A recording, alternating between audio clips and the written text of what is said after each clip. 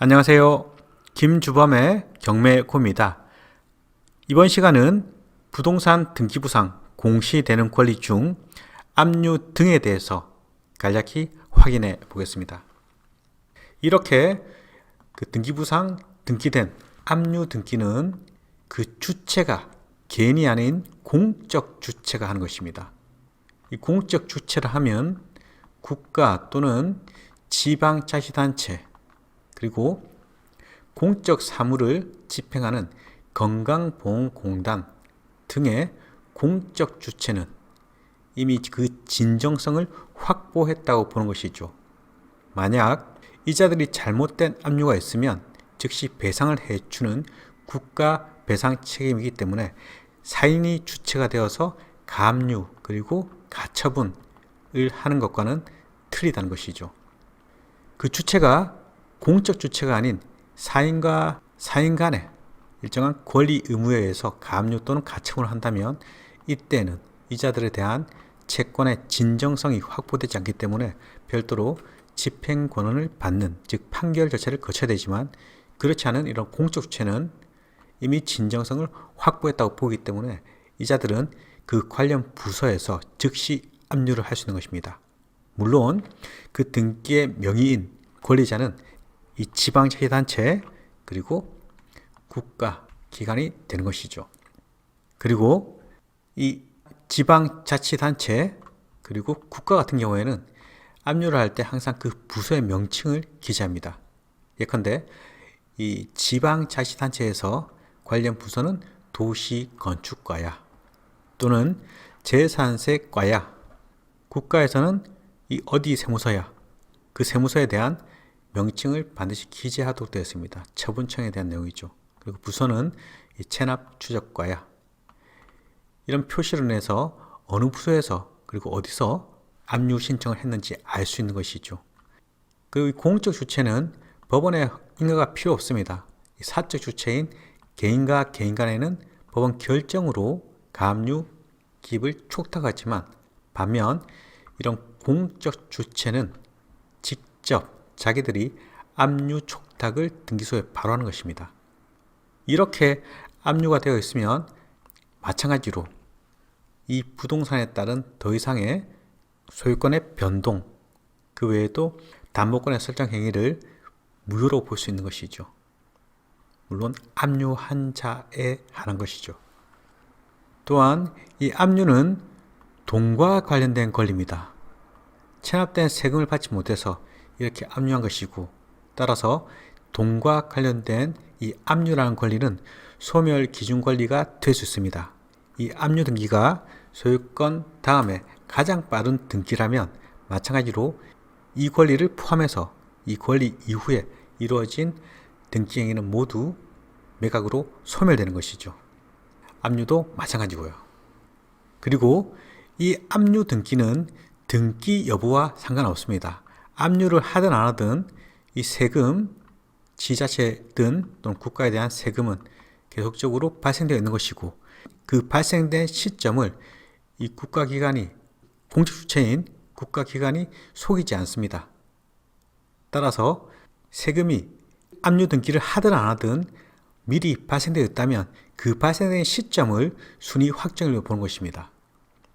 이 국가 그리고 지방세, 이 세금에 대한 문제 때문에 올 4월달부터 이 법률이 바뀌었죠.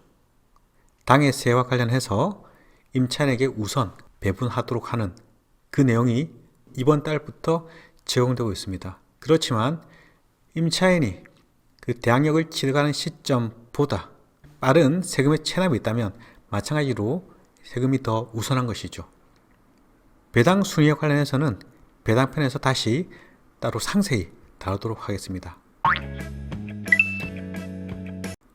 이번 시간은 이 압류에 대한 그 효력과 압류를 하는 이유, 그리고 압류는 등기만 가지고 판단할 수 없는 것입니다. 실제 세금이 발생된 그 시점을 기준으로 하는 것이죠. 그리고 매각을 받는 매수인과는 크게 상관없지만 이 관련된 지자체들 간에 또는 세무서들 간에 압류한 시점이 누가 빠르냐에 따라서 서로 간에, 이 친구들 간에는 압류 선착주에 따라서 자기들끼리의 배당이 이루어지는데 그 부분도 배당편에서 상세히 다루도록 하겠습니다. 이렇게 압류가 등기되어 있는 거 확인할 수 있습니다. 그리고 이렇게 이 부동산은 이미 경매 개시 결정이 있었는데 신청한 자는 선순위 담보권자인 저당권자였으나 중간에 본인이 취한 것이 아니라 법원에서 취소, 즉 기각 결정을 내리게 됩니다. 그 이유를 보니 이렇게 보전 처분이라는 등기가 있습니다. 이 보전 처분을 하는 이유가 일정한 자의 신청이겠죠. 물론 지금은 전부 삭선이 끼어져 있지만 그 내용을 보면 경매 진행 중이다가 갑자기 취소가 되었습니다. 그 이유가 이렇게 보전 처분을 하고 별도로 금지사항이 달렸습니다. 이렇게 회생 또는 파산에 대한 신청이 있으면 법원에서는 회생 신청할 당시에, 파산 신청할 당시에 보전 처분으로서 그 신청한 자가 금지사항을 요청하면 일정한 경우 금지사항을 인용해 줍니다. 따라서 우리가 경매 진행 중인 사건에 채무자는 이미 그 자력이 아주 바닥인 상태죠. 신용도 안 좋고 그 외에도 그 채무가 많기 때문에 회생 그리고 파산을 신청할 수 있는 요건이 되는 자의 경우가 많은 것이죠. 이때 회생 같은 경우에는 내가 일정한 기간 동안에 얼마씩이라도 갚겠다라는 취지고 파산은 이제 빚잔치 여기서 끝나겠다.